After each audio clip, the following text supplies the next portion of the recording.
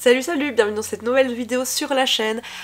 Alors comme vous l'avez vu dans le titre, aujourd'hui on se retrouve pour une vidéo dédiée aux débutants à la gouache, mais pas que. J'ai envie de vous pointer 3 erreurs que je vois régulièrement lors des ateliers que je donne et qu'on est nombreux à faire lorsque l'on est novice en peinture. Alors aujourd'hui on va parler de la gouache, mais si vous pratiquez autre chose comme peinture que de la gouache, restez parce que vous allez voir que la plupart de ces conseils peuvent s'appliquer à d'autres peintures. Comme d'hab, si l'art t'intéresse, si t'as envie d'apprendre ou de réapprendre la peinture et le dessin, alors tu es au bon endroit. Je poste une vidéo par semaine sur le sujet. Je te propose de t'abonner à la chaîne, d'activer la cloche des notifications, comme ça tu ne rates aucune publication, et de me laisser un petit commentaire. Je réponds à tous vos commentaires avec énormément de plaisir.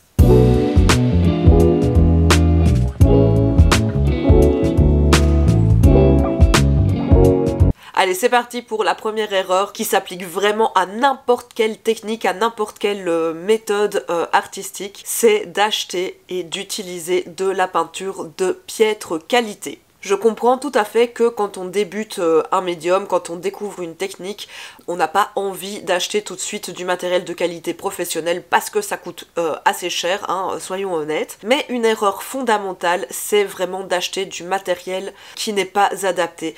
Tout simplement parce que si vous achetez du matériel de mauvaise qualité, vous n'allez pas pouvoir profiter des spécificités de la technique que vous êtes en train de tester ou d'apprendre, et donc par définition vous n'allez pas pouvoir l'apprendre correctement, mais savoir si ça vous convient ou pas, parce que si on achète du matériel de mauvaise qualité, de toute façon ça ne convient à personne. Alors qu'est-ce que j'entends par matériel de mauvaise qualité?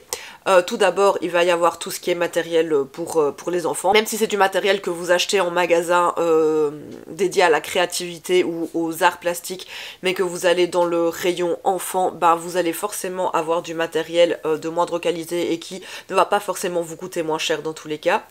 Ensuite, par pitié, n'achetez pas du matériel artistique sur des sites chinois tels que Temu ou Shein, particulièrement si on vous propose des très bonnes affaires. Un lot de 50 marqueurs pour 20 balles. Vous doutez bien que c'est pas normal un prix aussi bas et que donc il y a de grandes chances pour que la qualité soit moindre. Ça vaut pour la peinture, ça vaut pour toutes sortes de matériel sur ces sites. Bien sûr, j'imagine que de temps en temps on peut faire d'excellentes affaires et on peut tomber sur des pépites, mais on va pas se voiler la face, c'est quand même pas sur ce genre de site où vous êtes le plus susceptible de trouver des articles de bonne qualité. Et enfin je pense aux magasins comme Action, Emma ou autres, ce genre de grandes chaînes qui proposent du matériel à moindre coût. Là aussi, il y a à boire et à manger. Si le sujet vous intéresse, j'ai fait des vidéos, notamment sur le matériel artistique Action, que je vous remettrai dans le petit et dans la barre d'infos. À titre personnel, je trouve que la peinture chez Action est d'extrêmement mauvaise qualité. Et en fait, le problème, c'est que ça ne rend pas justice au médium que vous allez utiliser et vous allez vous retrouver avec des résultats qui ne vous plaisent pas. Donc la solution, c'est de se tourner vers du matériel artistique que vous allez acheter soit en ligne sur des plateformes dédiées, soit en magasin, et de prendre les gammes d'études. Elles sont moins chères que les gammes professionnelles et en général, en fonction des marques et des gammes, vous allez retrouver de la peinture de qualité qui va vous permettre d'apprendre et surtout de vous faire la main sur le médium et de voir si la technique vous plaît réellement.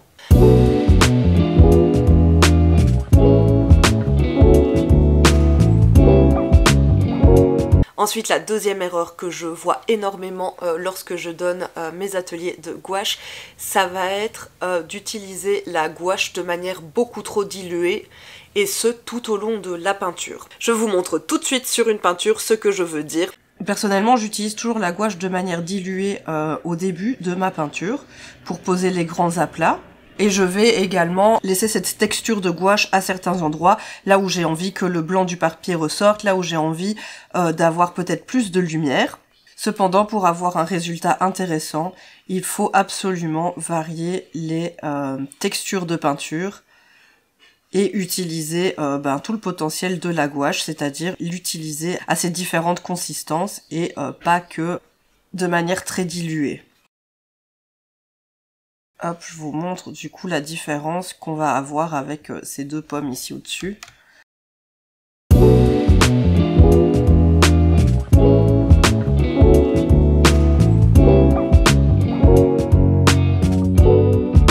voilà, vous voyez que si on utilise la gouache que de manière diluée, comme on le ferait avec de l'aquarelle, bon, non seulement en fonction du papier, on va avoir des difficultés, hein, ici c'est un carnet de chez Action, donc le papier est pas incroyable, qu'on va pas pouvoir travailler comme ça indéfiniment avec des couches très humides, donc déjà il faut un super papier comme pour de l'aquarelle, mais surtout on peut pas profiter de l'opacité de la gouache et de la richesse des couleurs de la gouache.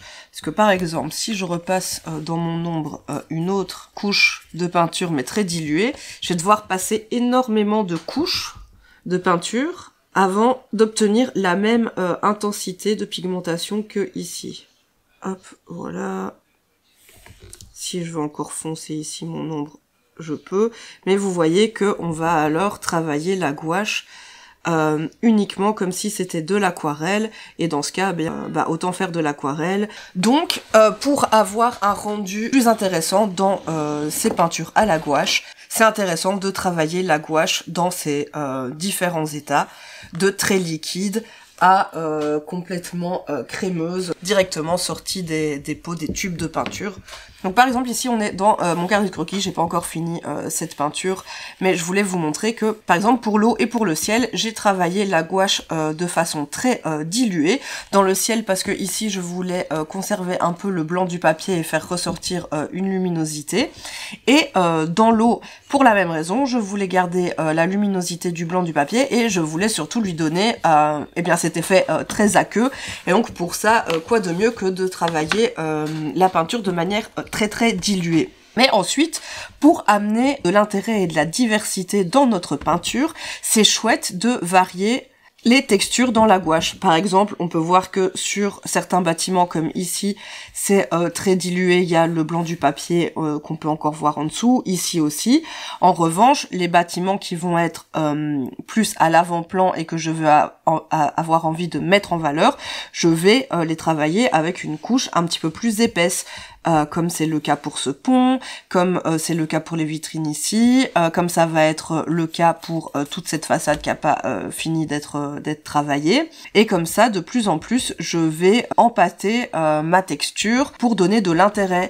Ici, cet arbre a été travaillé en couche un petit peu plus épaisse parce que je voulais qu'il ressorte bien sur son fond. Par exemple, ici, c'est la même chose. On peut voir ici que ça a été travaillé en couche légère et diluée. Ensuite, je suis revenue avec de la peinture plus épaisse par-dessus. Couche légère et diluée pour le fond parce que c'est pas ce qu'on a envie de mettre en valeur. Couche plus épaisse, peinture plus dense pour l'arbre. Voilà, je vois souvent les débutants n'utiliser la gouache que d'une des deux façons. En général, c'est très dilué, mais aussi des gens qui vont l'utiliser que directement sorti du tube. Et là, on va aussi perdre un certain intérêt de cette peinture.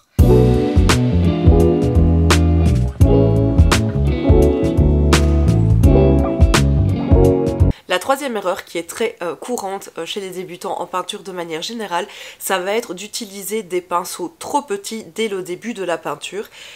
Je vois énormément de débutants qui spontanément vont se tourner vers des petits pinceaux ronds, des pinceaux de détail, des pinceaux de précision dès le début de la peinture. Ce qui ne permet pas de construire plus globalement et plus correctement les premières couches de peinture. Parce qu'évidemment, si vous utilisez un petit pinceau fin, un pinceau de précision, vous allez avoir du mal à couvrir une grande surface avec un tout petit pinceau. Et vous allez du coup être beaucoup plus vite tenté de vous attarder sur les détails directement, de vouloir par exemple détailler votre sujet principal dès le début de la construction de votre peinture, alors que tout le reste est encore vide. Ou alors vous allez vous retrouver à devoir faire 1000 coups de pinceau pour couvrir une petite surface, ce qui va vous donner un rendu en général assez dégueulasse. Je vous montre ça tout de suite. Donc je voulais vous montrer la différence entre ces deux pinceaux, donc avec un pinceau qui va couvrir plus de surface et un pinceau qui va couvrir moins de surface. J'ai volontairement pris un pinceau plat et un pinceau rond, c'est juste pour vous montrer la différence de rendu. Donc évidemment avec un pinceau plus gros on va pouvoir remplir plus de surface d'un coup et donc travailler plus vite, notamment sur les premières couches de notre peinture. Avec un pinceau plus petit, plus fin, on va évidemment devoir venir appliquer plus de coups de pinceau. Le risque, c'est que si on maîtrise pas bien ces coups de pinceau, c'est qu'on va arriver à quelque chose de très désordonné et très brouillon. Évidemment, ce n'est pas l'un ou l'autre, mais personnellement, j'ai tendance à prioriser les pinceaux plats et larges au début du travail, et ensuite, quand on arrive dans la phase moyenne et la phase de détail, utiliser des pinceaux ronds ou des pinceaux plats plus petits. Pour vous donner une idée, en temps réel, j'ai mis 2 minutes de plus pour peindre ceci que pour peindre cela. Si on veut travailler bien rapidement et je dirais intelligemment, c'est intéressant de se poser la question des outils qu'on va utiliser et d'utiliser les bons outils au bon moment de la phase de peinture. Je voulais aussi vous montrer grâce à ce petit exercice que c'est pas parce qu'on a un gros pinceau plat qu'on ne peut pas réaliser des petites choses et du détail. La preuve, j'ai réalisé la queue de la pomme sans problème avec ce gros pinceau plat qui a priori peut paraître trop gros pour cela.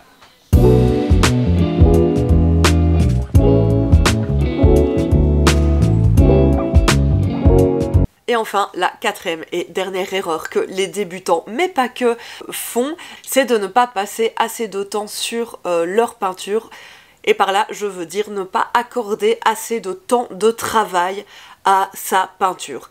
On pourrait découper la réalisation d'une peinture comme ceci, la phase de croquis, la phase où on va remplir les grandes zones, et ensuite il va y avoir cette phase intermédiaire que certains appellent la ugly phase ou la phase moche, pendant laquelle notre dessin, notre peinture peut souvent ne ressembler à rien. C'est-à-dire qu'on a perdu un peu la fraîcheur de notre croquis, on a également souvent perdu l'enthousiasme des débuts de peinture et on n'est pas encore arrivé au résultat auquel on pense, et on n'est pas encore arrivé dans cette dernière phase où on va pouvoir prendre le temps de détailler. On est en plein milieu dans cette phase de construction de notre peinture, et cette phase de construction, en fonction des techniques que vous allez utiliser, va être plus ou moins longue. Vous allez avoir besoin de passer plus ou moins de couches. Et alors je vois dans mes ateliers, notamment mes ateliers gouache, beaucoup de personnes s'arrêter lors de cette phase parce qu'elles ont complètement rempli leur feuille de papier avec de la peinture, 1 ou 2 couches de peinture. Elles se sont attardées sur 1 ou 2 éléments de leur composition et puis elles s'arrêtent là en plein dans cette phase où le dessin est construit, où il a commencé à prendre vie, mais elles ne vont plus accorder assez de temps de travail et de réflexion à leur dessin, à leur peinture, pour pouvoir l'amener à l'étape suivante. Je sais qu'en peinture, il peut être compliqué de savoir quand est-ce que c'est terminé, quand est-ce qu'il faut s'arrêter, mais je pense que c'est tout aussi difficile, si pas plus, de savoir s'il faut en fait continuer et allouer plus de temps à notre œuvre pour se créer. Et ça, je pense que c'est à chaque artiste d'explorer sa façon de travailler et puis le médium avec lequel il travaille pour se connaître complètement et pour savoir à quel moment il peut s'arrêter ou pas, mais pour savoir surtout à quel moment il peut et il doit encore travailler sa peinture pour arriver à quelque chose de mieux, parce qu'il sait que si il passe encore 1 heure, 2 heures, 3 heures, 5 heures de travail sur sa peinture, il va vraiment pouvoir l'amener plus loin. Il peut évidemment arriver pendant ce travail de ne plus savoir ce qu'on doit faire, si on doit encore faire quelque chose ou pas. Et alors dans ce cas-là, il ne faut pas hésiter à arrêter de travailler, laisser son ouvrage de côté et y revenir plus tard, que ce soit dans la même journée ou un autre jour. En tout cas, y revenir avec un œil neuf, ça va vous aider à prendre la décision de savoir si vous pouvez encore faire quelque chose pour cette peinture ou si il faut arrêter. Mais en tout cas, n'hésitez pas à passer plus de temps et à travailler plus longtemps sur vos peintures, parce que vous allez voir que plus on y met du temps et plus on y met du travail et plus on obtient un résultat évidemment qui est convaincant, et plus on va pouvoir sortir rapidement et facilement de cette phase moche. On va être capable de la repérer, de savoir que ce n'est qu'une phase et de pouvoir la dépasser en fait facilement, parce que on sait que ce n'est qu'une question de travail et non pas parce que je suis nulle, je n'y arrive pas, je n'ai pas de technique, j'en sais rien. Non. Les 3/4 du temps, c'est parce que on n'a pas accordé assez de temps à notre peinture. Voilà. Et voilà, j'espère qu'après cette vidéo, vous ne commettrez plus ces 3-4 petites erreurs qui sont relativement fréquentes. Je vous remercie d'être resté avec moi jusqu'ici, j'espère que cette vidéo vous aura plu. N'hésitez pas à partager avec nous en commentaire si vous avez d'autres conseils pour apprendre la gouache ou d'autres peintures. Moi, je vous fais plein de gros bisous et je vous donne rendez-vous la semaine prochaine dans une prochaine vidéo. Hein. Salut, salut!